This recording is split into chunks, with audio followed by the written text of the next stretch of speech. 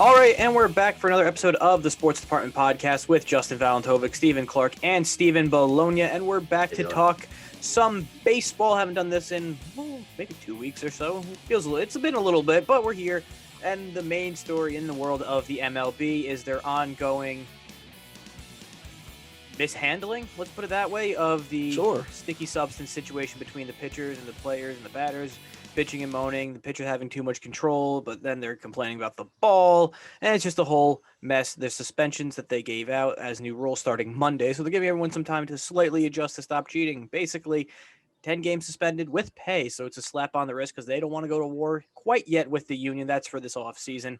And then we'll talk about the Mets and the Yankees as the trade deadline is slowly approaching. So, guys, what's going on? Doing good. I'm going down to Camden Yards tomorrow just to check out my team. They're away.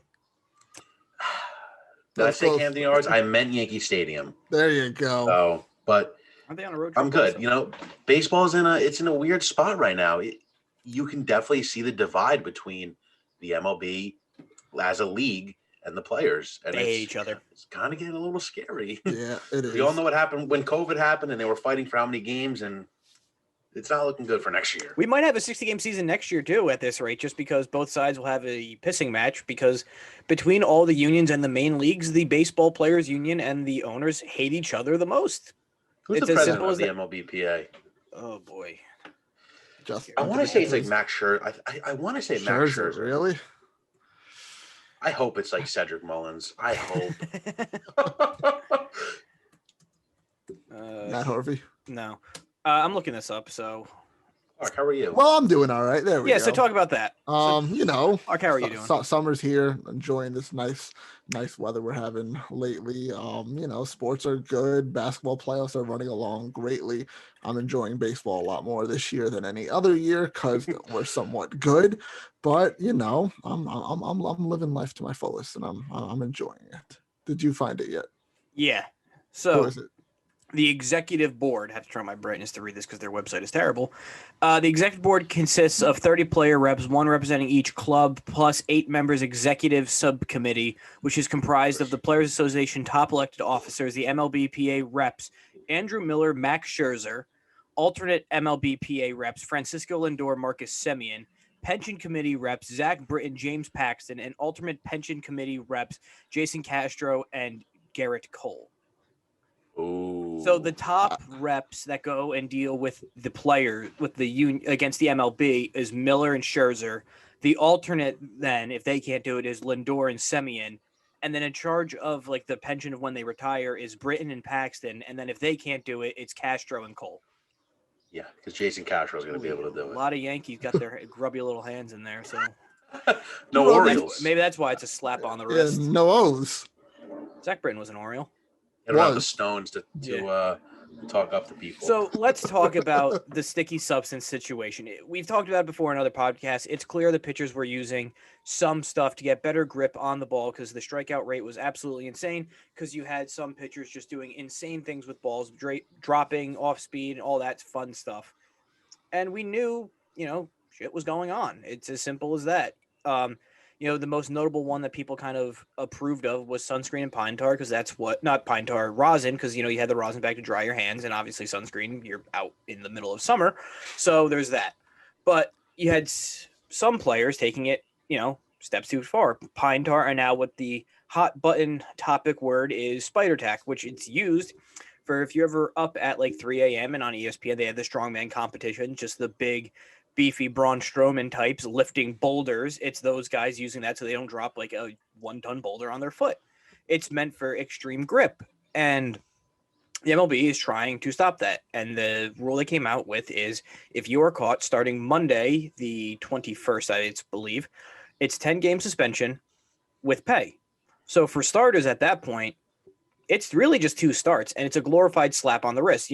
Carlos Rodon of the White Sox basically said, for using some sticky stuff and getting better grip, you get suspended. If you bang on trash cans, basically, the Astros, they got nothing.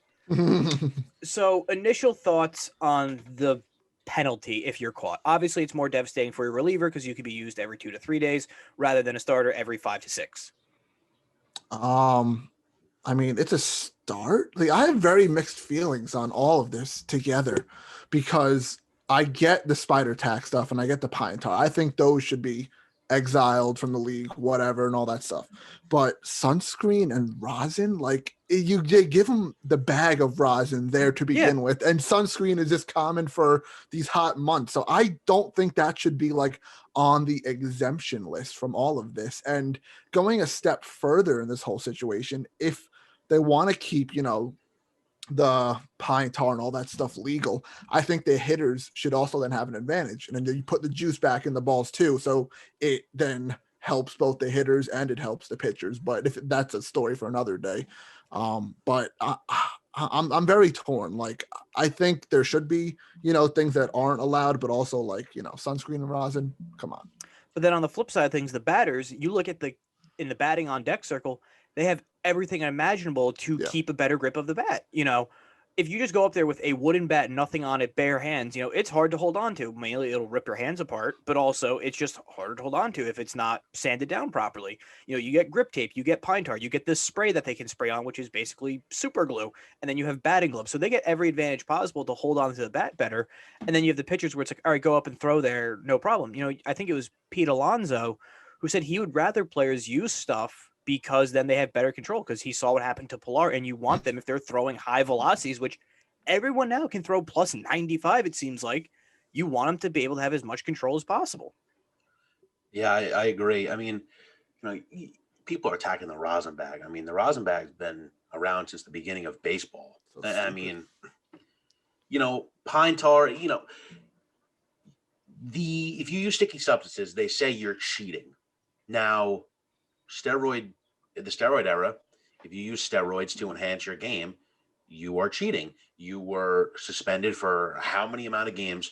So it's kind of clear to me that the MLB doesn't see this as a big issue if you do it, because you are like, if they define this as cheating and you're only getting a 10-game suspension, I mean, clearly it's not that big of a problem. And why is this all coming out now? Well, that's the thing, because it's been happening for years. Because the Twitter jerks and Twitter nerds are pointing out every little thing. Mixed with offensive numbers, because the ball was messed with again, are down. And so the hitters are complaining. And this is where you can see the dysfunction of the MLBPA, where you have people within your own organization fighting each other because you have clear two sides, pitchers and batters.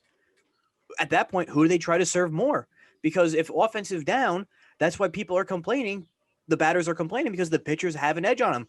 But then on the flip side of things, the pitchers were getting their asses handed to them in 2019 and 2020 when you could literally flick your wrist and send the ball 300 plus feet over the fence. Yeah.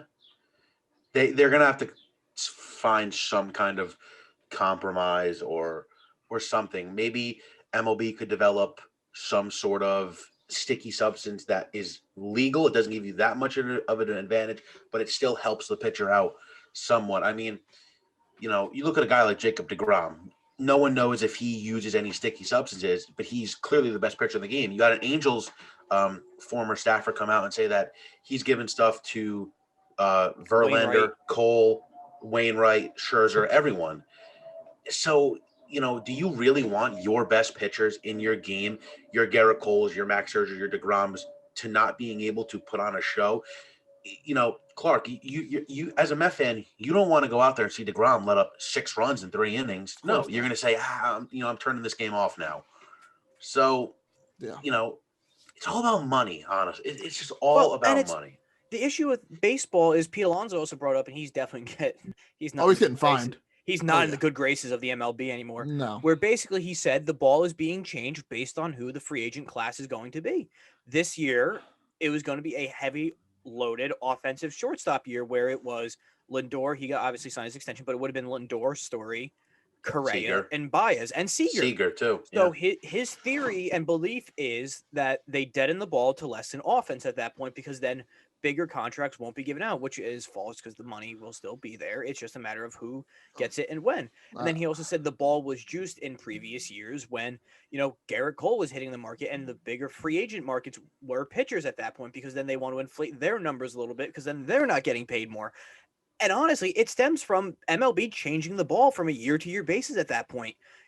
Football, basketballs haven't really changed, but baseball, since they bought Rawlings, who produces the balls, they can fiddle with it and change it, and there's no one else to oversee it and say, no, let's not do it. They can just change it on a whim. And that's really where this is all stemming from, because if the pitchers need to get a better grip, clearly there is something different with the ball then from year to year.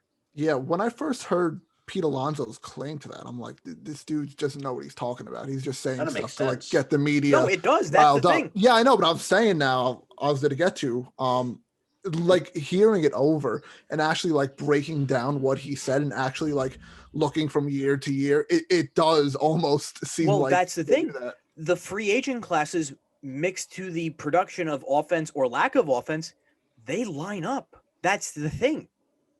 Yeah. And if that's a belief of just Pete Alonso, it's not just him. There are going to be other players within the union that believe that. And if that's the case, that's kind of a preview of where the battle between the players union and the owners and the league, it's going to go, and it's going to get ugly then. And I kind of like how like the batters and the hitters are on the same side of this also. They are, but then they aren't at the same time. Yeah. It's I wish they would just like, It's like, form a stop changing the side. ball, but then which side are you going to choose to change the ball towards more of? Exactly. Like pick a side, but no, it's something's gonna go down in the off season. Whether there's a strike that might happen next year, very possible. I think. Whether I don't know. It's whoever flinches first. Will there be a lockout, or will there be a strike? And one thing that's kind of scary from all this, I mean, for an example, Tyler Glasnow says once this all happened, he couldn't use his sticky substance anymore. He had to change his grip, Which and he that admitted led he immediately. used rosin and Yeah, sunscreen. He kind of gave himself up there, Well, but that's the thing. He was like, "Well, I'm using this, but it's not the worst compared to other people." yeah, no. And Yeah, he comes out and slightly tears his UCL, and he's blaming the MLB for these rule changes, causing him to adjust his grip and causing the injury, which has put him on the IL. I don't know for how long. Well, Again, and that's the thing. Athletes, especially baseball players, they're creatures of habit and routine. If there's any alteration, they get in their head, and if the worst happens, which unfortunately for Glasnow was a partially torn UCL, thankfully it wasn't an entire one, because then that would have been Tommy John, and there's an outside chance he's back for the postseason. But if he feels that way, more players, if they do go down for whatever reason, could cite the same reason at that point. Yeah. But he does have a valid point. How can you just go from, all right, I'm using this, they have to know we're using it, to just stopping? And now that's maybe why they're giving them the grace period till we're going to start checking balls Monday. But at the same time, it's like, that's a 4 or 5 day notice, and already someone's gone down because of it. And Josh Donaldson's, it's funny because, he calls out Garrett Cole. Garrett Cole strikes him out 2 times the next time they face. But, he's someone that after Toronto was atrocious. I mean, he was an embarrassment. Well, even when he was leaving Toronto, he was sold off on pennies on the dollar. Comes out, hits a few home runs, gets a big $92 million contract. No complaints at all. Nothing. But now he's not doing so well. Oh, it's unfair that they're doing this. This is a big problem. Make adjustments. The pitchers had to make adjustments when the home run rate was through the roof. So now it's time for the hitters to make the adjustment. But the MLB, it's their league. They have every right to crack down on anything they want. They make the rules. So, but also it's typical MLB where they're making it up on the fly. Oh, and it's just so mishandled. Like, we saw this all of last summer with how they're going to play. Are they having? Well, we even knew this. Well, that was like last year. We were 2 games into the season, and then they announced how many playoff teams they were going to be. And then this year, we didn't know if we were having a DH or not. And then it was like, okay, season started, so guess we don't have it. The league as a whole is honestly one of the most poorly run. Well, there's a reason why it's dropping to the 3rd sport in America, if we're being honest, because they're doing it to themselves. Yeah, they are. They literally are. Like, I know there's guys though, like Tatis, and even I'd throw Trout and DeGrom and Ohtani, that are trying their hardest to make MLB mainstream again, and try to get it in that NFL category and make it must see and must watch. Like, some of those guys are doing a really good job. But then you have all this stuff, all this crap again, and it just brings it right back down. Yeah. Well, the MLB, like I said, they're mishandling this situation, and the first domino has definitely fallen towards an all-out war between the PA and the league. But that's baseball's ongoing problem, so it'll be interesting to see how this plays out the rest of the season, because they've had 2-3 months of using it, and now they're not. So are we going to see strikeouts go down? Are we going to see offense go up at that point? If they change the ball, players will be vocal about it, which I don't think they will. But still, it's only June, and we have until October and November with the postseason of this. So it's going to be a train wreck, if we're being quite honest. Oh, yeah. So let's shift gears from the main story to kind of when we go back to the local area for us, our Mets and Yankee talk. Let's start things off with the Mets, because Jacob DeGrom in and of himself this season is a national story, because he is having the best pitching season of all time, rivaling Bob Gibson's 1968 or 1969 season, where he had a sub-2 ERA. DeGrom has a sub-1 ERA. And unfortunately, Wednesday night, God, I don't even know what day of the week it is anymore.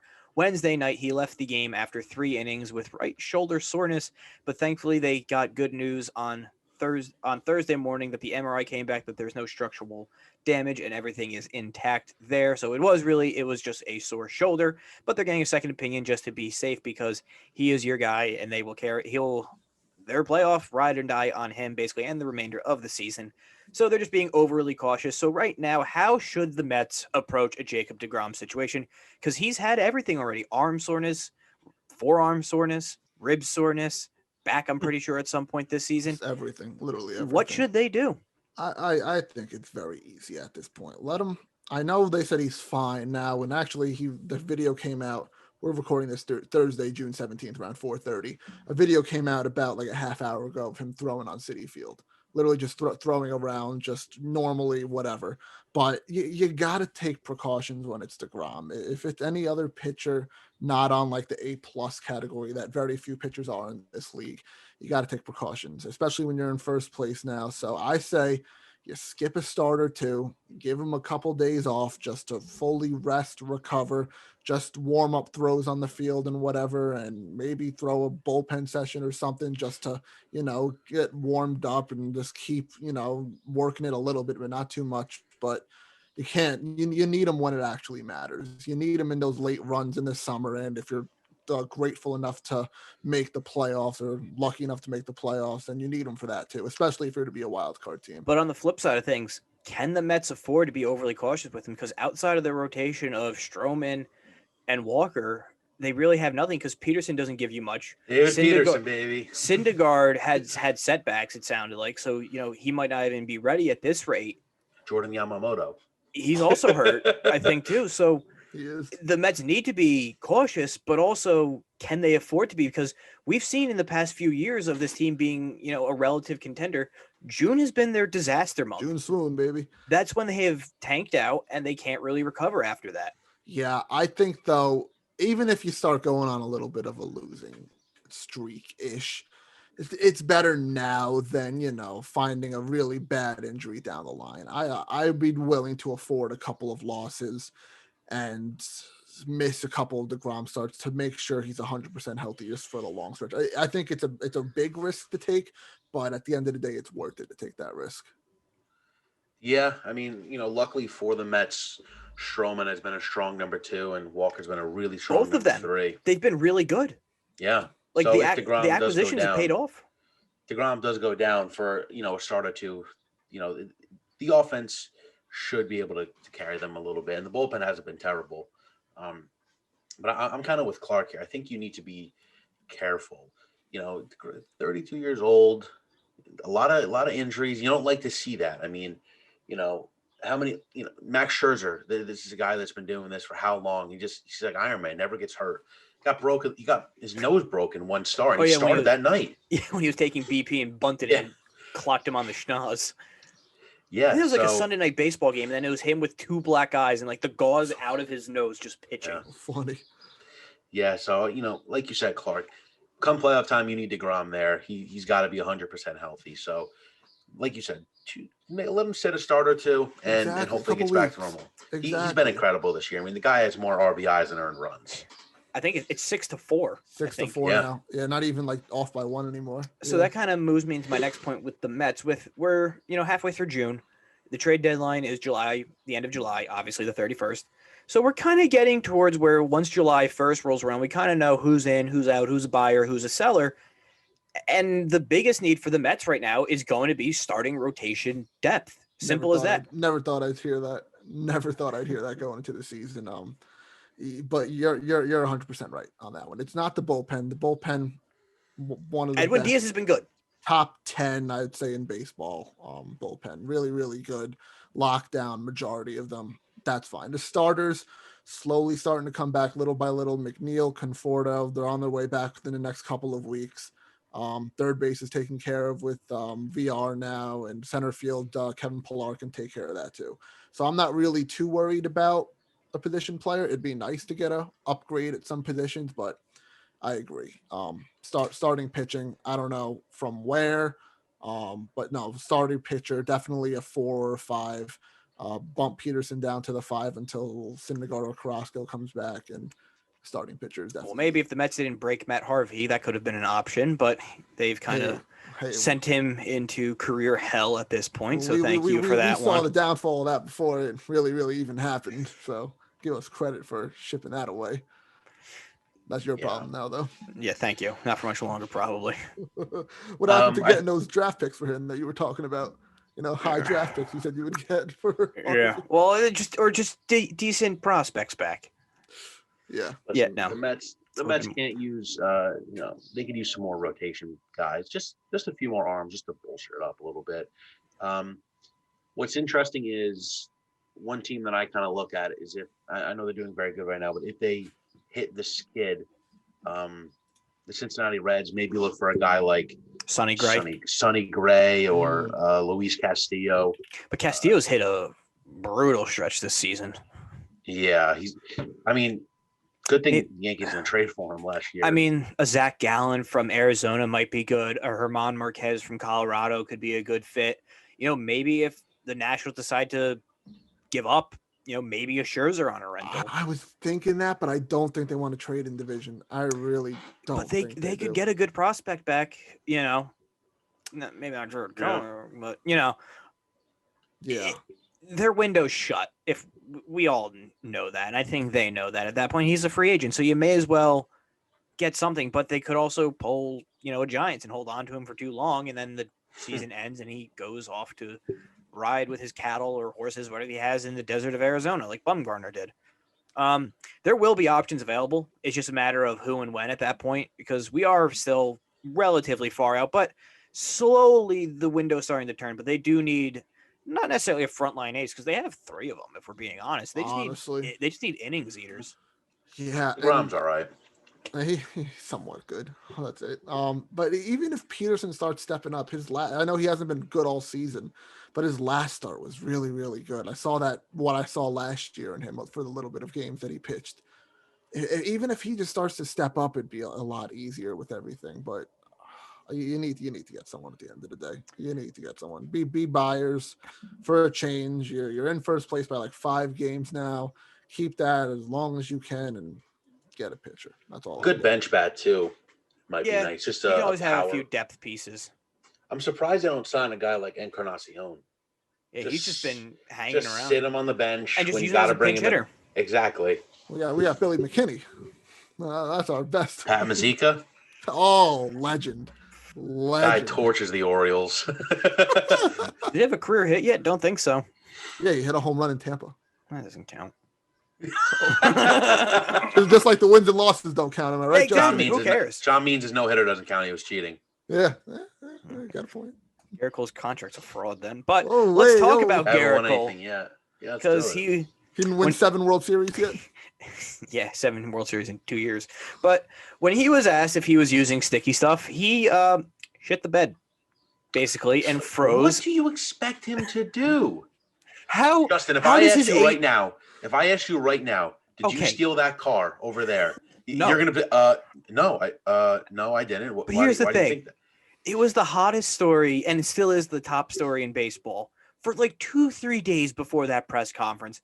How the hell did team PR, anyone on the team, Boone, his agent, at least just prepare some form of a makeshift statement that's better than I blame Amy. He literally said, I don't know how to answer a yes or no question. Do you use sticky stuff? I don't know how to answer that. That just says that he didn't. It's fine if he did, because it was legal at the time. But that's it's going to be cheating as of Monday now. He's fine. So. He's still pitching dominantly. But let's talk about the Yankees right now. For a while, they hit a skid, and when the Yankees lose, it's the end of the world. They'll never win again. But when they win, they'll never lose. It's kind of just how things go with the New York Yankees. They're 7 games out of first place in the AL East, so they're currently third. They were fourth a few days ago, but they're beating up on Toronto, so they're closing the gap a tad, and they're 4 games out of the wild card. Cashman came out and said they made this bed, so they're going to lie in it, which means, they did this to themselves.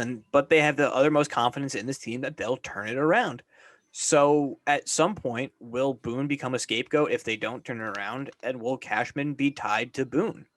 Could we possibly see a massive shift in the New York Yankees power structure? Well, I'll say this: if the season ends, the Yankees don't make the playoffs, Boone's fired. If the Yankees don't get past the wild card, Boone's fired. If they don't get past the DS, Boone's fired. I think the only way Boone keeps his job is if they somehow get to the World Series. And honestly, after 11 years of not winning, 12, it would be 12 now. Steinbrenner's could really consider getting rid of Cashman. But I think that all depends on what Cashman does at the deadline this year. Brendan Cuddy reports that Cashman said that Yankees are in talks with a lot of teams about trades. They have Hopefully to be. some starting pitching there. Hopefully. It's kind of nice to see them beating up on the Blue Jays, but this is a Yankee team that for the past 4 years has been known as the Bronx Bombers, and they're putting up 2-3 runs a game. And, Garrett Cole, he gives up 2 runs, and that's fantastic. It's what you expect out of your ace, but then Montgomery comes out and gives up 5. Tyone gives up 6. Herman gives up 7. Jameson Tyone to say, "Oh, it'd be nice to pitch with a lead." When you're giving up 5 runs a game, it's not that simple. No. So The they thing have is, to make some moves. since the Joe Girardi year, what was that, 17? I think it was when they made it to the ALCS and lost. This team, other than the acquisition of Stanton and Cole, have been relatively the same. And they haven't really increased or improved anything. They've gotten just older, and we're seeing it. Gardner, far worse than what he was, obviously. He can't even get on base anymore. Gary's hot and cold. Stanton, injuries. Judge, hot and cold with injuries at that point. Voit, hurt. DJ LeMahieu, yeah, he was a good ball player, but the average is down. The power numbers are down. Could that be tied to the ball? I don't know. Hicks, still hurt. He Frazier sucks. completely flopped of what he was, where he went from a great offensive player, terrible defensively, to now good defensively and horrible offensively. And Duhar is playing left field, where he's hitting fine, but he's still not good offensively. They've kind of backed themselves into a corner where they can't really be sellers. And if they do, that means Cashman and Boone are on the way out and waving the white flag. All they can do is try to invest. But at the same time, if Hal Steinbrenner has kind of given up on this regime, would he let them invest at that point and add maybe 25 to $30 million in additional payroll at the deadline? I don't know. Yeah. I remember listening to a Cashman press conference saying he was disappointed with how the team was and how they're performing this year. And I agree with him. I think Boone and Cashman are actually doing a decent job. I just think the players aren't performing this year. I really think it's more the players in the front office or the manager or anything like that. Well, and some of the mistakes. You got the talent. You have the talent on that team. Well, that's the thing. The talent's there. You can't kill Boone for Stanton being hurt, Judge not hitting, Voit being hurt, DJ LeMahieu barely hitting into double plays. It's the mental issues on the base pads. Balls hit to third base, no runner on first, so you don't have to advance. What are you taught as a kid in Little League? If it's hit in front of you, you stay. Hit behind you, you go.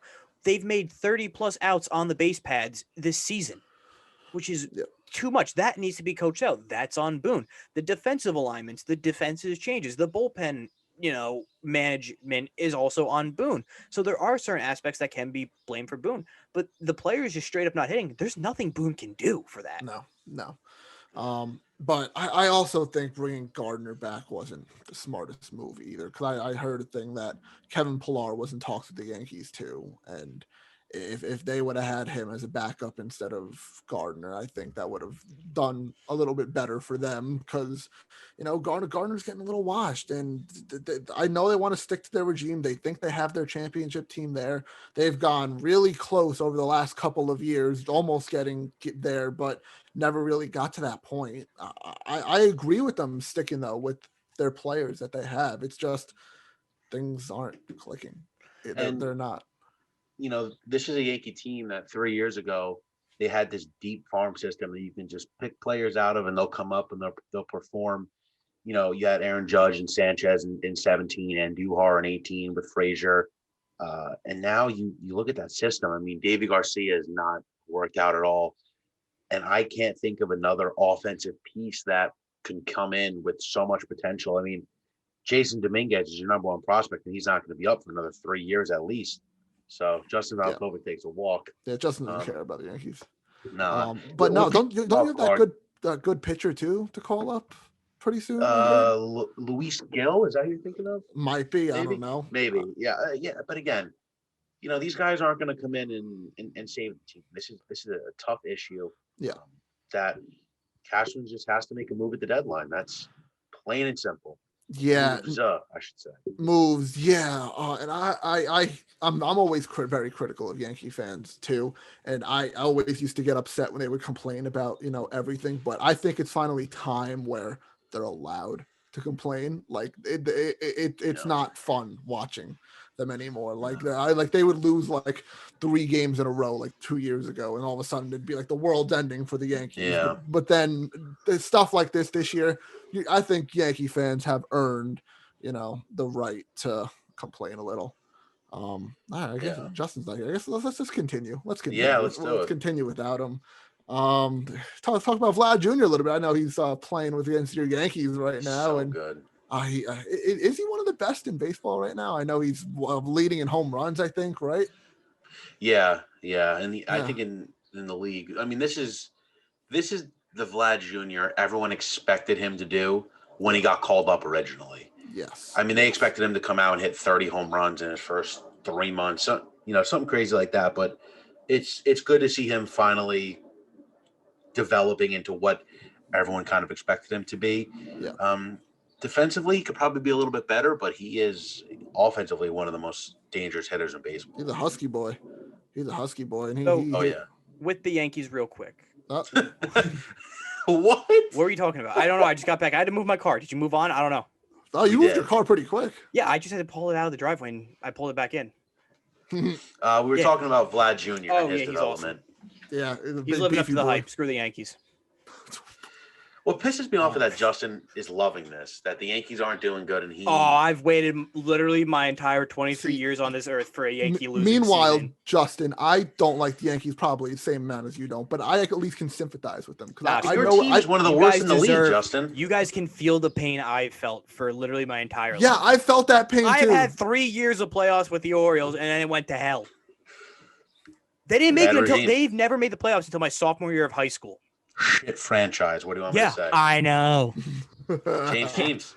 Change regions. No, Joe does it. You're always welcome. You're always welcome to be a Mets fan. Well, the point with the Yankees is they're trying to prove that they're the smartest team in baseball when they're clearly not. Okay. Yeah. So Vlad, he's living up to the hype and he's hitting a lot of bombs. There you go. He could win AL MVP at this rate. He could. It's either him or Ohtani at this point, but I think Ohtani's going to slow down. Yeah. I hope not. He's so much fun. Because we've seen the MVP race kind of turn into who hits the most home runs. That's how Stanton won his, if we're being quite honest. Stupid. That's stupid. But another combo. I know we were talking about AL MVP there. I was having this debate with another one of my friends with the NL MVP. Is that should pitchers be allowed to win they always MVP? Should. They always should. Because one of my friends was saying that that's their Cy Young award. They have their best pitcher award basically, and they shouldn't be involved in MVP race and save that for a hitter or there's Silver something. Slugger awards. Like there's other offensive awards. True, but I mean, you should have an MVP. It's like how there's an offensive player of the year award and there's an MVP in football. No, I 100% agree with that statement too. But I talked to some idiots, so I just wanted to. if DeGrom ends with a somehow like sub 1.4 ERA, you have to give him MVP. He might be if he doesn't play the rest of the season. Unless Tatis just 35, 40 home runs, 300 plus average, and the Padres get like the number 1 seed. It's going to be close. I think a lot of it depends on DeGrom's health too. If he stays healthy now, if he's on the field. Same for Tatis. Tatis missed a little bit of time too at the beginning of the season, but he seems he's back in full force now. But I think it is going to be between those two, DeGrom and Tatis for that MVP. And I'm biased. It'll be fun to watch because we've never really seen a pitcher go at a hitter, and there's really no way to compare them or evaluate them because they're two completely different types of players. Yeah, it's just whoever's more dominant, I guess, at what they do. And the head-to-head matchups will see that because I don't know how many more times the Padres play the Mets. I don't think anymore because we just so never mind. And we beat them in both series. Well, we tied one series and then we beat them in the other one, so almost swept them. But that kind of wraps it up for this podcast. So cool. That was our little baseball spiel. Not sure what else we'll be doing. Probably a wrestling one because we got, what was it, Hell in a Cell this weekend? Yeah. Yeah. Oh, look at that. Steve, you want to jump on? Finally. I'll hop on. I'll watch it. All right, bet. I'm down. Sure. So, Clark, where can people listen to that? You guys know. Follow us on our social medias on Facebook, Twitter, Instagram, and TikTok at Sports Depth Pod. That's Sports DEPT Pod. Listen to us on YouTube or watch on YouTube, Apple Podcast, Spotify, wherever your podcast from. Justin said, Hell in a Cell this weekend. We're going to review, react, predict all 2 episodes with that. Probably second round of NBA playoffs coming soon too, because that's wrapping up. Hockey one maybe in the works too, and then we're getting close to football season too. So maybe Jesse will be reporting live from the Rocky Mountains. Oh baby, couple months we'll start going division by division, predicting the football division winners. And that's right. That's starting soon. Yeah, so stay tuned to all that fun stuff, and we'll see you in the next episode.